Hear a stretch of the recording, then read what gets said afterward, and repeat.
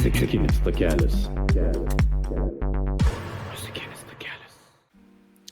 Hello everyone, Muzikinis Takelis is back, and today we're back with the gospel genre, and we will be introducing the second part of gospel music, and we will jump into the soul of gospel music.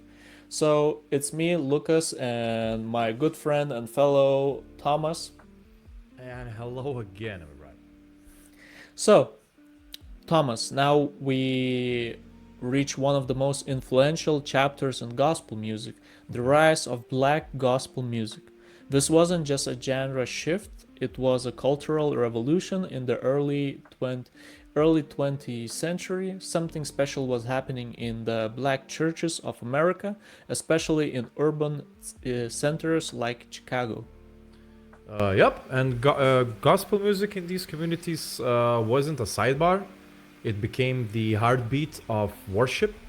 So, unlike the structured hymn traditions of white churches, black gospel evolved directly out of spirituals, field hollers, field hollers, blues, and improvisation. It was rooted in survival, suffering, and celebration at the same time. And if we had to name a single figure who took gospel from tradition to innovation, it would be Thomas A. Dorsey. His journey is fascinating. A former blues pianist who had played with the likes of Ma Rainey, he switched lanes after personal tragedy and turned toward sacred music. And he is really known as the father of gospel music. In 1932, he founded the first black gospel music publishing house in Chicago and began composing songs that merged blue rhythms with Christian themes. So his most famous work, Timeless, Precious Lord, Take My Hand, a song that would later be performed by Mahalia Jackson and became a favorite of Dr. Martin Luther King Jr. It's worth noting how radical Dorsey's approach was at the time. His music wasn't initially welcomed in many churches, too emotional, too bluesy, too different from the refined Euro-American sacred sound. But that was the point. He wasn't aiming to please tradition. He was aiming to express the truth of faith from the African American experience. And this new gospel sound caught on fast. It spread from storefront churches to larger congregations, and then to radio, records, and even theaters. By the mid 1930s, gospel was on the rise thanks to both live performance and the growing power of recorded media. One of the most major gospel recording artists was Sister Rosetta Tarpe. What a legend. She brought showmanship, electric guitar, and rock and roll energy into gospel. This was the late 1930s and early 40s, and she was already blurring the lines between gospel and secular music. And not let's forget Arizona Drains, who earlier in the 1920s brought ragtime piano into the gospel recordings. She was the first person to ever play piano on a gospel record. So her style was raw, fast, and spiritual, and it influenced a whole generation of gospel pianists. As we move into 1940s and 1950s, we see the rise of quartets, tight, all-male vocal groups with deeply harmonized arrangements. Some of the most iconic, the soul stirrers, the Dixie Hummingbirds, Five Blind Boys of Mississippi, the Swan Silverstones, and the sensational Nightingales. And these quartets weren't just performing in churches. They were singing on street corners, in theaters, on radio, and at music halls. Their harmonies were smooth, their messages were spiritual, and their charisma was unmatched. If you think of vocal groups like the Temptations or the Drifters, gospel quartets came first. One notable group, the Soul Stirrers, introduced two monumental talents, R. H. Harris, and later a young singer named Sam Cooke. Cooke? Cookie? Cock? Cook. Is it Cock? No, it's Sam just Cook. Cock? No, it's just Sam Cookie. Sam Cookie? Yeah. Yeah. Let's let's stick with Sam Cookie. Brought such a refined emotional delivery that it forever changed the way gospel was sung and eventually how soul music was born. And that's the key point, because soul music literally emerged out of gospel. So artists like Aretha Franklin, Ray Charles, and Otis Redding, they all had deep gospel roots. Even if they transitioned to secular music, the gospel spirit, the call and response, the melisma, the passionate storytelling remained. And of course, there's Mahalia Jackson, the queen of gospel, discovered nurtured by Thomas Dorsey. She brought gospel music to global stages. Her voice wasn't just powerful, it was spiritual power made audible. She sang at the March of Washington in 1963. She was gospel's voice of justice. And in 1969, another big moment, James Cleveland, one of the most respected gospel singers and composers, founded the Gospel Music Workshop of America. So this became a key space for gospel musicians to connect, share, and perform. Cleveland blended traditional gospel with choir-driven arrangements and mentored countless artists. And gospel wasn't expanding too. By the 1960s and 70s, we had not only individual stars but also mass choirs like Mississippi Mass Choir and George Mass Choir, creating layered, majestic sounds that filled arenas. Gospel was no longer just a niche; it was a movement. And there is something that we can't be overlooked. Gospel wasn't just a music genre. It became part of the civil rights movement. Songs like We Shall Overcome, How I Got Over, and Precious Lord were sung in marches, rallies, and churches, offering hope and unity in times of struggle. So, in this block, what we really see in black gospel music is not only evolving musically but also becoming a social force. It provided identity, resistance, joy, and sanctuary in the world that was often hostile. It formed the emotional and spiritual language of people navigating fate and injustice. That is very, very true. And all this laid the groundwork for gospel's next evolution, which we will explore in the next block. So when gospel began merging with contemporary R&B, hip hop, and even pop in the 1970s and beyond. Yep, we'll talk about Edwin Hawkins singer, Kirk Franklin, Mary, Yolanda Adams, and the rise of urban contemporary gospel. In gospel, but with beats, synth, and even rap. That's coming next. Yep. So stay with us and let's go. Do you have any like thoughts about how everything moved into like from 1940s to 1980s? What do you think about this like evolution? I mean, it's nice that all of this, like all of these, can we say songs? Let's call them songs. So all the songs had like a message, like a very direct, very strong messages, and they were created by maybe tougher times that we have now, and all those songs, transfer to the movements, which is a really unique thing, I could say, Yeah, what I really enjoy that people that know how to play some kind of instrument or use some kind of technique or electronic pieces in music, they just moved between the genres and created stuff.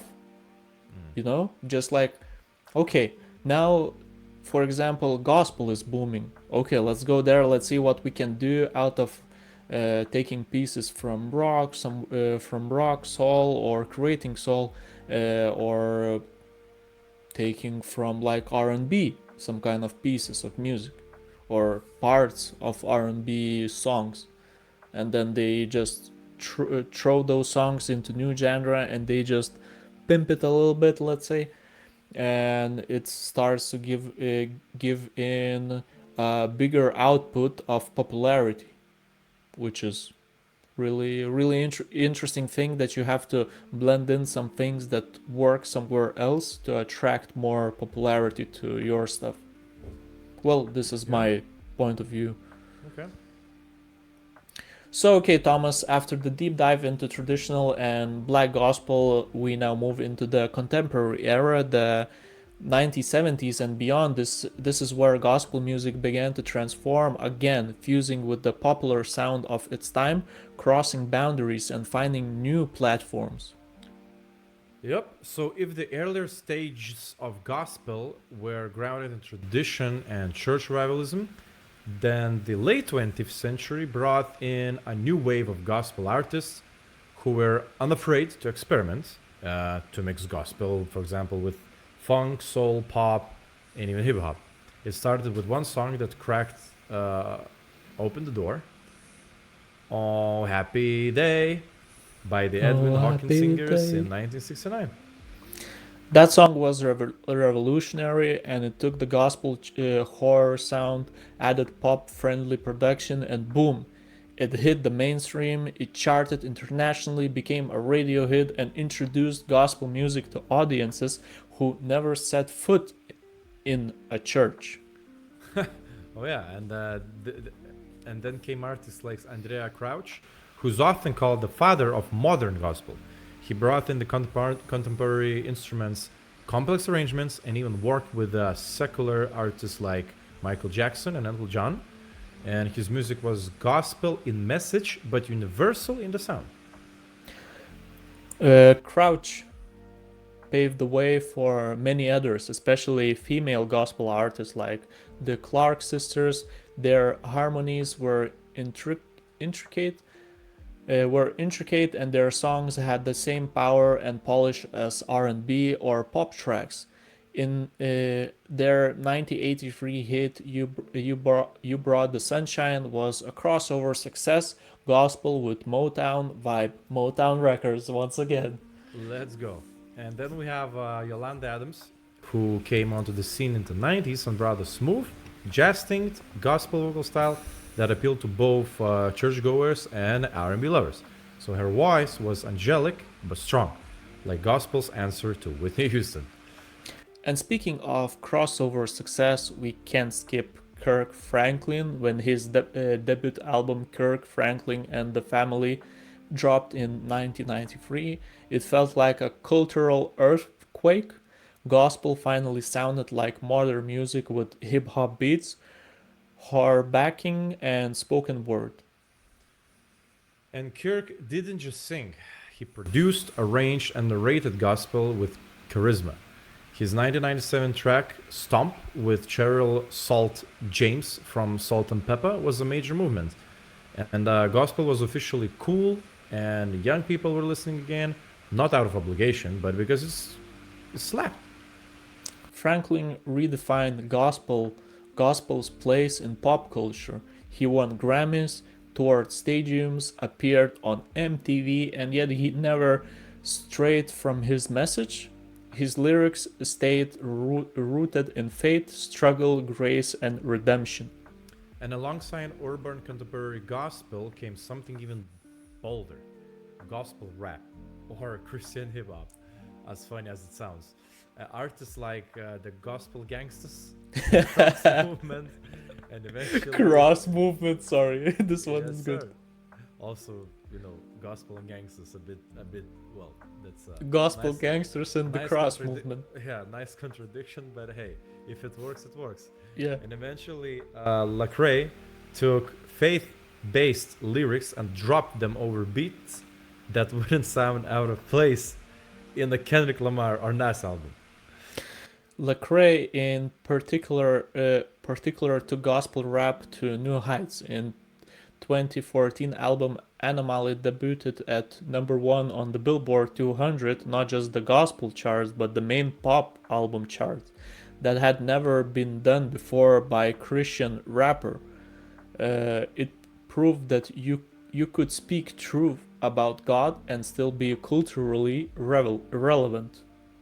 Then we had Reach Records, Lecrae's label, became a hub for talented artists like Triply, Andy Mineo, and Tidashi, all mixing theology with the aesthetics of street culture. So their tracks weren't soft. They were raw, personal, socially aware, but always grounded in the hope. So we can now say gospel has moved far beyond church pews and Sunday mornings. It's in clubs, headphones, sports arenas, and even TikTok trends. The music adapts, but its core message remains: faith, perseverance, love, and Perseverance. spiritual transformation. And it's not just in the US, gospel has gone global. So in the UK, we've got the rise of British Black Gospel or UK Gospel, which blends Caribbean rhythms, African diaspora styles, and British street culture.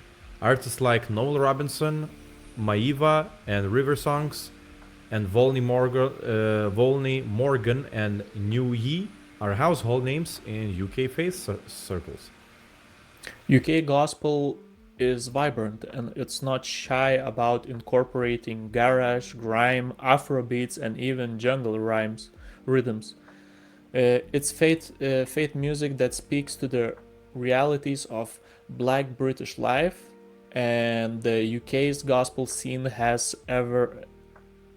even earned MOBO Award, Urban Music Award, and its own Christian and Gospel Albums chart. So let's not forget Southern Gospel too, which kept evolving, and once associated mostly with all male white quartets, it gradually embraced a racial crossover and started sounding more like Christian country music. Groups like the Oak Ridge Boys and the Blackwood Brothers modernized the sound while keeping its roots. When you have Christian country artists like Barbara Mandrell, Webb Pierce, and Grandpa Jones, who kept gospel theme alive in the country genre, singing about hope, salvation, and healing, wrapped in twangy guitars and southern charm. And so what we're seeing is a full spectrum of gospel music, from the high church traditions to trap beats, from rural choirs to global festivals. Gospel has become a genre of genres, we could say. It shifts, it blends, it evolves, but it never loses its core purpose. That's the beauty of it. No matter the arrangement, the instrumentation, or the style, gospel music always circles back to something eternal. It's not just about belief, it's about believing together and expressing that belief through music that moves us, body and soul. Very well said. And in our final block, block 5, we're going to zoom out and reflect on gospel's influences across genres, its critics, and its place today in worship, pop culture, and even secular spaces. Yeah, because gospel isn't done shaping music. If anything, it's more influential than ever. Stick with us. We would like to recap maybe this block. So how do you feel now about the gospel music? Don't you think that any genre could be gospel music if you sing about love, unity, It's not just love, getting but more and more complicated. I can say that. Like the more you go, it starts complicated. It's like it's like because you're not having genres, but you're just having you're having uh crossovers and mixes of genres. You know, it's like yeah, and you understand how the topics of the songs actually redefine what genre it is, not what kind of instruments or what kind of BPM you're using or something like that, well, but kinda, yeah. but the theme of the song is defining what kind of genre you're in. Well, or at least the piece of or let's say the piece of that corresponding genre in other genre, like how to say it's so let's say the so we can have a piece of gospel music Yeah. in another genre, but you're gonna understand that it's a piece of gospel music because of its core theme, like the Yeah. core message. So then you can understand it. Okay, it has some like gospel influence because you see you hear and you associate with specific gospel main theme. Yeah, yeah, And but that you have to piece that know. have But you have to know. You have you have to know, and you have if and you you know have you to know. if you know, you know, yeah. And you have to know and understand what are the topics True. mainly about what it circles around, and it can be actually put put it into whatever shell, and it will at the end of the day become gospel music, which is interesting. They just make it like universal. Do you agree or disagree? Yeah, I would say I agree. It sounds like it. Sounds like it. Even though S- it's very hard to. I mean, the more songs are created, sometimes, and of course, the less you know, uh, it's less maybe it's it's less clear that it came from gospel, for example. So it's yeah. kind of becomes hidden, or it's very subtle. Mm-hmm. So it's not that easy to understand.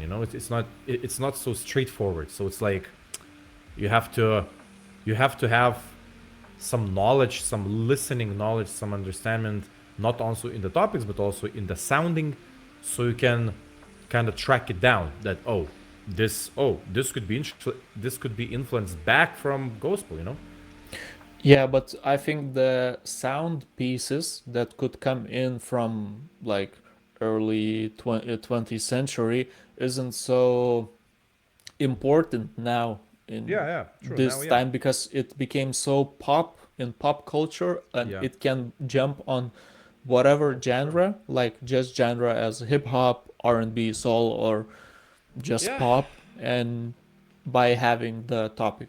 Okay, I think everyone understood who is still listening, so I think we can jump to our last block, which is gospel echo, legacy, influence, and criticism. And we have journeyed from 17th century call and response hymns to Kirk Franklin topping Billboard charts. Gospel music has traveled far, but Thomas, let's zoom out. Okay. What does gospel music mean today, beyond just the notes, the beats, or the chorus? Well, it means something deep. Gospel music today is a living, breathing force. It's culture, it's memory, it's protest, and it's praise. It's a genre that has influenced nearly every other musical form, from soul and R&B to rock, pop, jazz, and even electronic. Let's take soul music, for example. Artists like Sam Cooke, Artia Franklin, Ray Charles, they all came straight from the church. Their vocal techniques, their emotional phrasing, their stage presence, it's all gospel DNA. And let's not forget the Elvis Presley and Jerry Lee Lewis, even though they're often called rock pioneers. They both recorded gospel albums, and Presley's How Great Thou Art won him a Grammy, his first, in fact. Not for rock and roll, but gospel. That's wild, isn't it? Gospel was their spiritual center, even if their public images was rebellious. And then there are artists today, Beyonce, Kanye West, Chance the Rapper, all drawing heavily on gospel traditions in their music, whether it's Kanye Jesus is King or Beyonce Coachella, horror arrangements, gospel is everywhere. And sometimes it's in the unexpected ways. Film soundtracks, video games, sports arenas, even political campaigns use gospel inspired music to invoke strength, unity, or transcendence. It's music that lifts, no matter the context. But despite the influence, gospel has also faced criticism. Some traditional hymn lovers argue that gospel was too emotional, too theatrical, too unrefined. Back in the late 19th century and early 20th century, some critics even said gospel music encouraged a deterioration of spiritual taste. Yep. And artists like Patrick and Sidnor claimed gospel songs were trivial and too commercial. So they feared the genre fostered an attachment to the sensational over the spiritual. And gospel, they said, didn't have the dignity or theological depth of classic hymnody. But over time, those critiques softened. As generations grew up singing these songs, the value of gospel music was reassessed, not only as theologically valid, but as culturally essential. Denominations like the United Methodist Church even acknowledged this shift in their hymnals. Their supplement, The Faith We Sing, published in 2000, includes many gospel standards. And it's a powerful example of how history reshapes perception. What was once dismissed as a lowbrow is now seen as authentic American contribution to Christian music. So gospel hymns like Blessed Assurance and Precious Lord are just as central as Be Thou My Vision or A Mighty Fortress. And I think this shift reflects something deeper, recognition that faith is not monolithic. Gospel brought the Black experience, the Pentecostal fire, the urban testimony into spaces that had been dominated by European religious aesthetics. Yep. It democratized worship. It gave voice to the voiceless. You didn't need a degree in theology to feel the spirit. You needed a song, a struggle, and a belief. Gospel offered that to all the millions. Today, gospel live in many places. It's in the Black church, yes, but also in Latino, African, British, and Asian congregations. It's found in community chores, TikTok challenges, street peer chair speakers, and Sunday live streams. It's even found its way into academia and music education. Universities now offer courses in gospel music, gospel choir workshops, and even gospel performance degrees.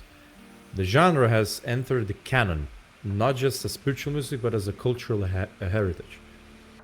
And let's not forget the business side. The Gospel Music Association, founded in 1964, continues to support and recognize artists through events like Dove Awards and Gospel Music Hall of Fame. While it started off Southern gospel focus, but the late 1970s it embraced the diversity of gospel's branches.